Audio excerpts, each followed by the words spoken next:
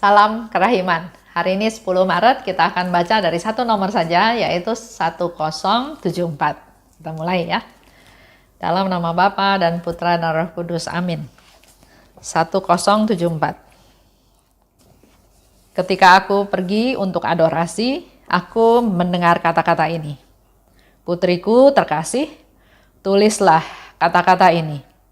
Hari ini hatiku telah beristirahat di dalam biara ini. Beritakanlah kerahimanku dan kasihku kepada dunia.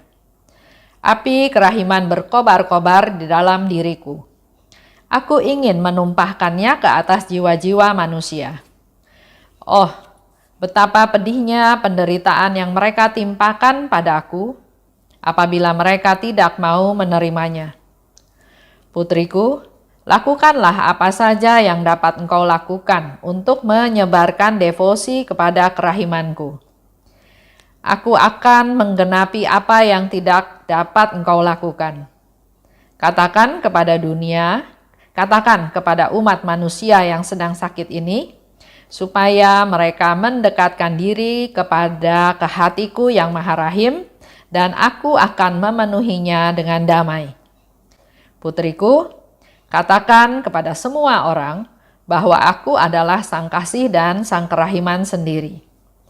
Apabila jiwa menghampiri aku dengan penuh pengharapan, aku akan memenuhinya dengan rahmat yang sedemikian melimpah, sampai ia tidak mampu menampungnya di dalam dirinya sendiri, dan akan meluapkannya kepada jiwa-jiwa yang lain.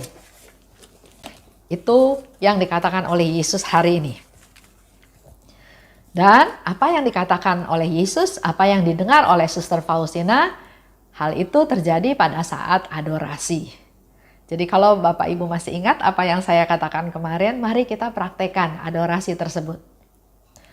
Ketika aku adorasi, dia mendengar suara Yesus yang mengatakan, "Putriku terkasih, tulislah kata-kata ini." Jadi jelas Yesus ingin apa yang Yesus katakan itu ditulis, untuk supaya apa yang dikatakan oleh Yesus itu sampai kepada kita, sampai kepada dunia. Hari ini hatiku telah beristirahat di dalam biara ini. Dan kedua dikatakan, beritakanlah kerahimanku dan kasihku kepada dunia. Jadi ada dua permintaan Yesus. Satu, tulislah. Dan kedua, beritakanlah kerahimanku dan kasihku ini kepada dunia. Nggak ada batas. Kepada siapa saja. Sampai ke ujung bumi. Dengan adanya masa pandemi ini, maka apa yang Yesus minta untuk diberitakan ini bisa sampai ke ujung dunia. Saya bicara di sini, ada yang mendengarkan dari teman dari Hawaii, dari Kanada, dari California, dari Australia, dari Malaysia, banyak tempat ya. Jadi memang Tuhan memerintahkan sesuatu, Tuhan juga mengadakannya. Dikatakan lebih lanjut, api kerahiman berkobar-kobar dalam diriku. Yesus dalam situasi, suasana di mana api kasihnya, api kerahimannya itu sedang berkobar-kobar di dalam dirinya Yesus. Aku ingin menumpahkannya ke atas jiwa-jiwa manusia. Jadi keinginan Yesus itu begitu berkobar-kobar, begitu menggelora ya. Bukan keinginan yang biasa saja, tapi keinginan yang begitu besar supaya kasih dan kerahimannya sampai ke seluruh dunia. Dikatakan oleh Yesus ke jiwa-jiwa manusia. Jadi bukan hanya devosan aja, bukan hanya orang Katolik aja, tapi ke seluruh dunia. Termasuk pendosa yang malang, termasuk mereka yang belum kenal Tuhan. Yesus punya kerinduan untuk menumpahkan kerahimannya ini ke semua orang. Bagaimana caranya untuk memberitakan kepada dunia? Tadi saya sudah mention ya di awal, dengan melakukan tayangan seperti ini, berita ini juga bisa sampai ke seluruh dunia. Bagaimana sekarang kita untuk menyampaikan kasih-Nya Tuhan yang tidak terselami. Bagaimana kita menyampaikan kerahiman-Nya Tuhan yang wajib diketahui oleh orang-orang sekitar. Kita perlu mempraktekannya dalam hidup kita sehari-hari. Tadi saya katakan ya, contoh dalam masa pandemi ini kesempatannya begitu luas terbuka. Apalagi di Indonesia ditambah lagi dengan masalah banjir. Jadi kesempatan untuk berbelas kasih itu terbuka untuk berbagi, untuk memperhatikan, untuk peduli orang-orang yang membutuhkan. Kalau saya ambil contoh kecil ya di komunitas saya. Dalam masa pandemi memang semuanya serba terbatas ya. Tapi dengan adanya banjir, ada anggota kelompok juga yang kebanjiran.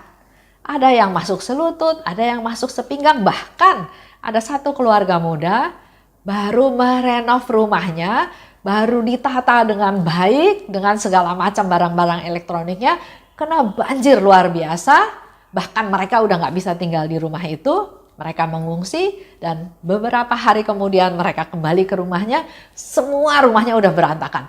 Lemari esnya juga sudah terbalik, TV, banyak hal barang-barang elektronik semua sudah rusak. Nah, kami dalam komunitas membuat satu gerakan. Memang skopnya baru skop anggota komunitas. Kami punya anggota kurang lebih 50 orang ya, 50 kakak. Jadi pertama ada kelompok yang mengumpulkan uang, ada yang menyumbang beras, ada yang menyumbang supermi, telur asin, baju bekas, banyak hal ya. Bahkan mereka menyumbang obat-obatan dan juga EE. EE itu adalah ekoenzim, di mana hal ini ternyata sangat berguna untuk membersihkan rumah yang kebanjiran. Nah, di pihak lain kita mendata teman-teman mana aja yang kena banjir. Bahkan juga ada beberapa teman yang rumahnya nggak kebanjiran karena posisinya tinggi. Tapi karena tinggal di berdekatan dengan tetangga yang lain, di mana tetangga yang lain kebanjiran, otomatis dia membuka rumahnya, menampung tetangga-tetangganya untuk bisa ditampung supaya jangan kebanjiran. Dan pada waktu bersih-bersih, teman yang nggak kebanjiran ini membantu membersihkan rumah dari teman-teman yang kebanjiran.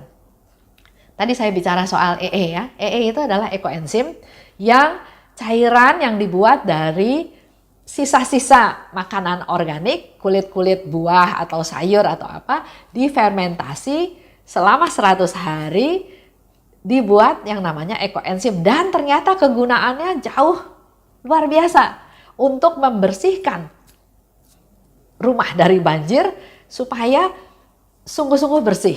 Selain itu banyak sekali gunanya ekoenzim. Dan kalau lihat lagi kejadiannya, komunitas Lumen Kristi ini sudah mulai mengajarkan warganya, anggotanya untuk membuat ekoenzim dari sejak bulan November, Desember, Januari, Februari. Pas mereka panen dalam waktu 90 hari untuk disumbangkan, dipakai ke teman-teman yang kebanjiran.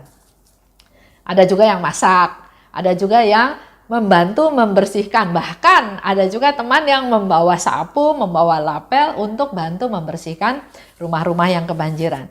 Nah, ini menjadi satu kesempatan buat kita, walaupun dalam masa pandemi kita tetap ikut prokes, tapi perbuatan baik, pelayanan, berbelas kasih, memperhatikan itu bukan sesuatu yang nggak bisa dilakukan.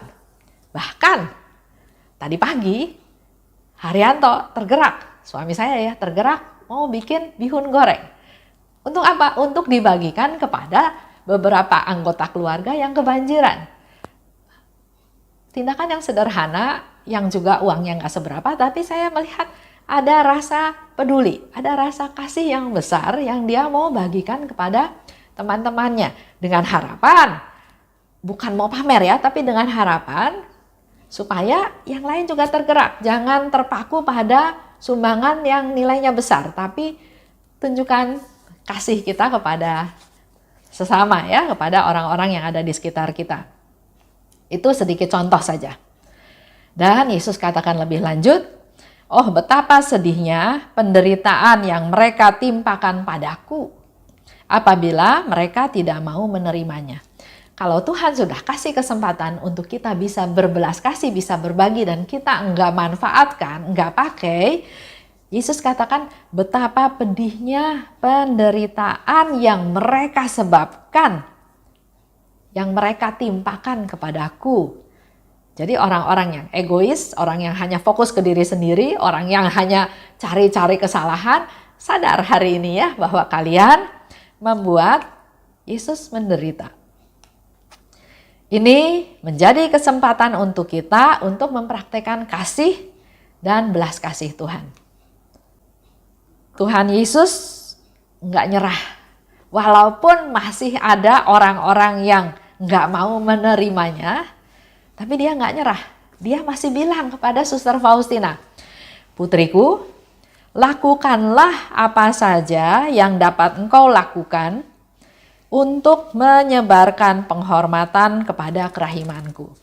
Jadi kalau ada orang di sekitar kita nggak mau terlibat dalam aktivitas ini, jangan pusing, jangan menghakimi, jangan menilai dia. Karena Yesus pun nggak nyerah. Walaupun ada yang nggak mau terimanya, tapi dia bilang sama Suster Faustina, lakukanlah apa yang kamu bisa lakukan. Karena di situ dikatakan, Yesus mendesak Suster Faustina untuk melakukan supaya kerahimannya itu dihormati. Lakukan apa saja. Artinya ini mendesak. Udah urgent ya, udah harus. Supaya semua manusia bisa merasakan damai. Yesus tetap rindu supaya kita semua bisa merasakan damai. Dosa memang suatu kekacauan, ya. Dosa itu diumpamakan sebagai kita ada di gua yang gelap. Kita nggak mau kan ketahuan kalau kita berdosa, sama kita ditutupin. Kita seolah-olah ada di dunia yang gelap supaya orang nggak lihat. Karena kalau ada di tempat terang, ketahuan semua permasalahan kita. Nah, mari kita mendoakan mereka supaya mereka berani keluar dari gua yang gelap itu. Mereka berani keluar, berani menerima keadaan, bertobat, dan mereka juga bisa merasakan kerahiman Tuhan. Ini jadi tugas kita, khususnya dalam masa Prapaskah ini ya. Untuk bawa dia, orang-orang berdosa itu bawa kepada Tuhan untuk merasakan kerahiman Tuhan. Dan ini adalah saatnya kita mengasihi mereka. Yesus katakan lebih lanjut, "Aku akan menggenapi apa yang tidak dapat kamu lakukan." Di satu pihak, Yesus minta pada Suster Faustina, lakukan apa saja untuk mewartakan, memberitakan kerahiman Tuhan. Tapi di samping itu, Yesus katakan lagi, "Aku akan menggenapi apa yang tidak dapat kamu lakukan." Jadi kita nggak perlu merasa nggak mampu untuk lakukan. Yesus bilang, lakukan aja sebisa kamu. Nanti Yesus yang akan menggenapi, yang akan melanjutkan. Katakan kepada umat manusia yang sedang sakit ini, supaya mereka mendekatkan diri pada hatiku yang maha rahim.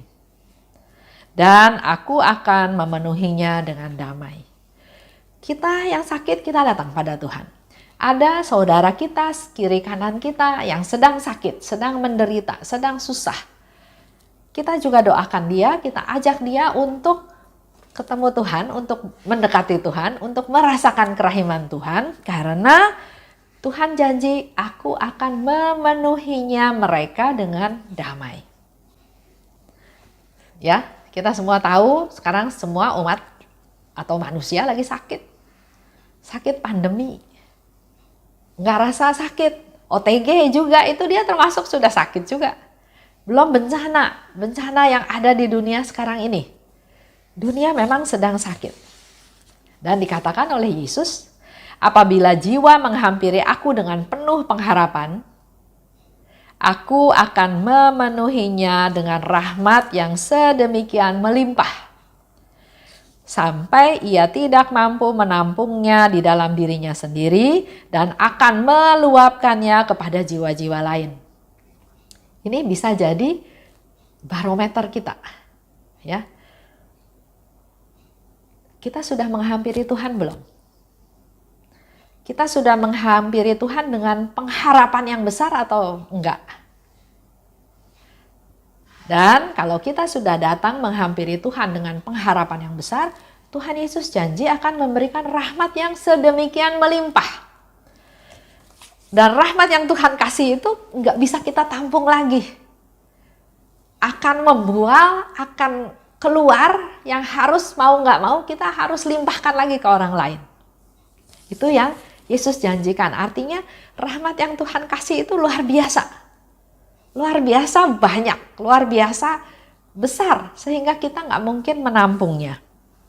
Dan tanpa kita sadari pun itu akan meluap untuk jiwa-jiwa lain. Oleh sebab itu, mari kita datang pada Tuhan dengan penuh pengharapan untuk memperoleh rahmat daripadanya, sampai kita nggak sanggup untuk nampung. Nah ini mari kita coba rasakan. Ya, mari kita coba rasakan. Kalau saya ambil contoh yang gampang yang sudah Haryanto lakukan, dia bukan orang yang rajin dalam tanda kutip, tapi saya sungguh melihat dia mendapat rahmat melimpah dari Tuhan sampai dia sendiri nggak sanggup untuk memegangnya untuk diri sendiri. Dia meluapkannya, memberikan rahmat itu pada orang lain dengan yang sederhana.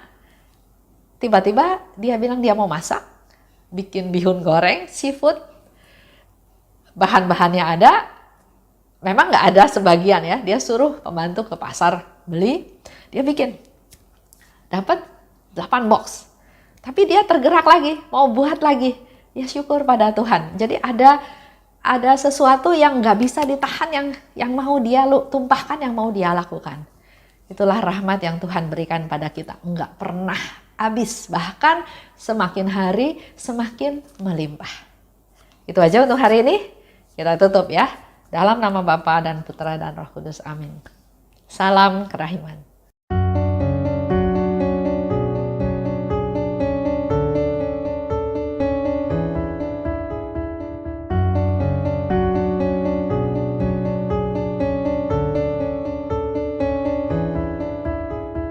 Mengapa engkau membiarkan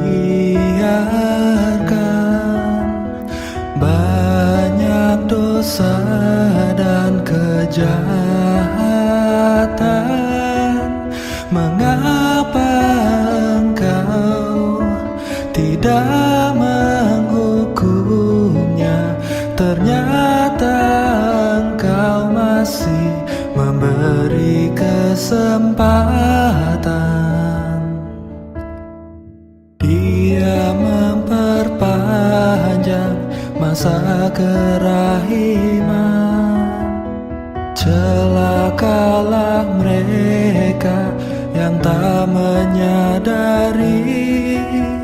Tulis dan wartakan kerahimannya.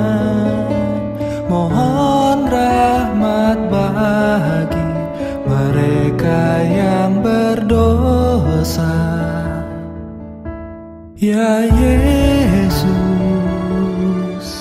terima kasih atas semua kesempatan yang Engkau beri.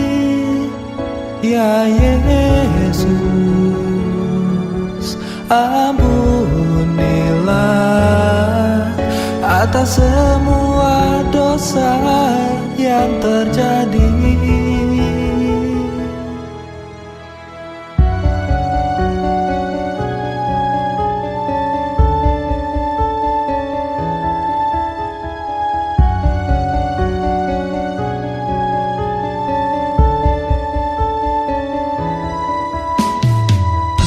Mengapa engkau membiarkan banyak dosa